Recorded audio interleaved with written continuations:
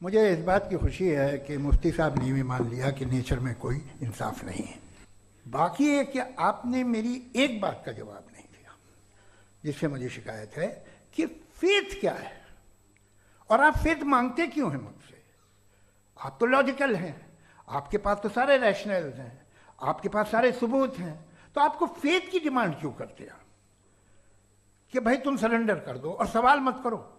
कोई मजहब सारे सवाल करने की इजाजत नहीं देता है और मना करता है कि ज़्यादा सवाल ना करो, बह जाओगे तुम। कमाल ये है कि दुनिया के सारे मजहब सब जानते हैं ये दुनिया कैसे बनी थी, कैसे मिटेगी, मरने के बाद क्या होगा, इनको सब इल्म है। इनको किसी को डायनासोर होते थे पहले ये नहीं पता था, किसी को नहीं पता। किसी भी दुनिया की मजहबी किताब में डायनासोर का जिक्र नहीं है। जिस दुनिया में आप बैठे हैं सर, ये हॉल जो है, ये इलेक्ट्रिसिटी जो है, ये माइक जो है, जिस हवाई जहाज से आप आए थे, वो जिस कार से आप यहाँ आए हैं, ये सब उन लोगों की बनाई हुई है जिन्होंने सवाल किए थे। ये दुनिया जिसमें आप आज आराम से हैं, ये उन लोगों की बनाई है कि जिन्होंने सवाल किए थे और हर स्टेज पे इन सवालों को मकरूह कहा गया था, गलत कहा गया था। तो आज जो बातें आपके जहन से बिल्कुल परे हैं और आप हैरान होते उन्हें देख के, एक वक्त आएगा कि मामूली लगेंगे। और हुआ है, आपकी इंसानी तारीख ही है। इतनी जल्दी सारे फैसले आप मत कर लीजिए, थोड़ा ये ह्यूमिलिटी रखिए कि भाई ये हमें नहीं मालूम। ये कहने में क्या आ रहा है? ये यूनिवर्स कहाँ तक फैली, ये कब से है और कब तक रहेगी, हमें नहीं मालूम। आपने फैसला कर लिया कब बनी। ये आपके हिसाब से कोई 14 बिलियन ईयर बनी जो समझा जाता है। उससे पहले हजारों करोड़ों अरबों साल तक खुदा बैठा क्या कर रहा था? खामोश बैठा था, ऐसे ही जमाइयाँ ले रहा था। फिर उसे आइडिया आया, यार एक काम करते, वक्त अच्छा गुजर जाएगा, यूनिवर्स बनाते। सोचिए, तो हम अपनी जहालत से लड़े, उसकी परस्तिश न करें। Thank you so much. तर्कों की श्रृंखला में राउंड 2 के लिए मुफ्ती साहब को आमंत्रित कर रहा हूँ। शुक्रिया। जनाब जावेद अख्तर साहब कई मरतबा दोहरा रहे हैं कि फेथ का मतलब बताइए, फेथ का मतलब बताइए। मैंने बता दिया, फेथ सही भी होता है, गलत भी होता है। और आज हम फेथ पे बात नहीं कर रहे, हम ट्रुथ और डज गॉड एग्जिस्ट पे बात कर रहे हैं।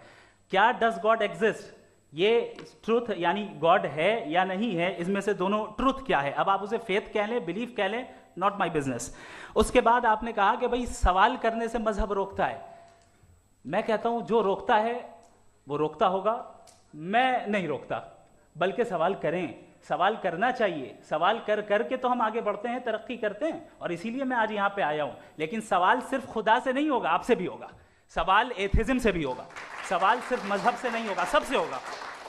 और आज मैं सवाल करूंगा और उम्मीद है कि आप जवाब देंगे। अभी तक आपने वैसे कॉन्टिंजेंसी आर्गुमेंट का कोई जवाब नहीं दिया। चलें, आपने कहा यूनिवर्स के बारे में इटर्नल क्यों नहीं बोल देते। ये चूंकि लॉजिकली पॉसिबल ही नहीं है कि यूनिवर्स इटर्नल हो। यूनिवर्स एक कॉन्टिंजेंट चीज है जो टाइम एंड स्पेस के पाबंद है, टाइम एंड स्पेस से बाउंड है।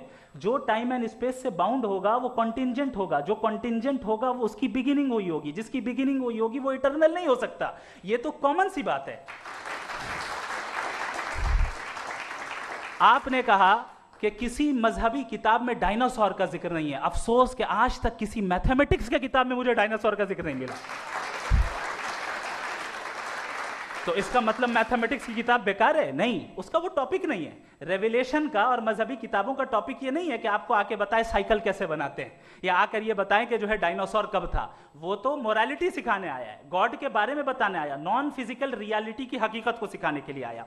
रिलीजियन साइंस को रोकता है? नहीं रोकता। अगर रोकता है तो गलत करता है। रिलीजियन साइंटिज्म को रोकता है, जिसमें हमारे जावेद साहब मुब्तला हैं। साइंस और साइंटिज्म में फर्क है।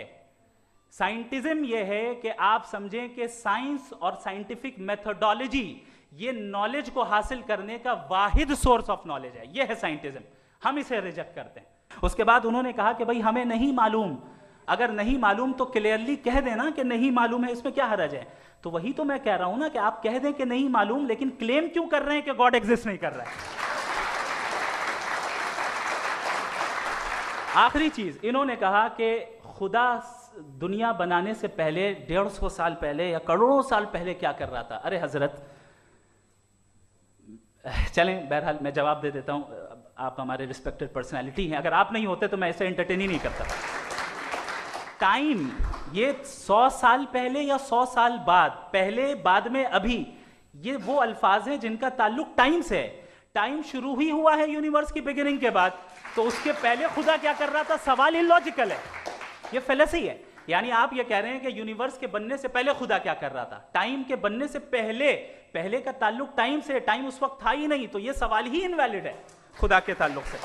इसकी एक मिसाल आप ले लें। एक कार है, एक साहब ने देखा कि भाई कार जो है उसके व्हील्स कितने अच्छे लगे हुए हैं सही जगह पे, स्टीयरिंग जो है कितने अच्छे जगह पे लगी हुई, और सीट्स कितने वेल डिजाइंड है, कितनी प्रिसाइजली ये कार काम कर रही है, तो जरूर कोई ना कोई इसे क्रिएट किया है, किसी ने क्रिएट किया है। अब जावेद साहब आए और कह रहे जनाब बोनेट खोलिए, इसमें इंजन है, इंजन इस कार को चला रहा है, hence prove no one has created the car. This is illogical. Science हमेशा फिजिकल वर्ल्ड की चीजों को ही फिल करती जाएगी और फिजिकल चीजों से ही करती जाएगी, चूंकि एम्पेरिकल एविडेंस का ताल्लुक फिजिकल वर्ल्ड से है।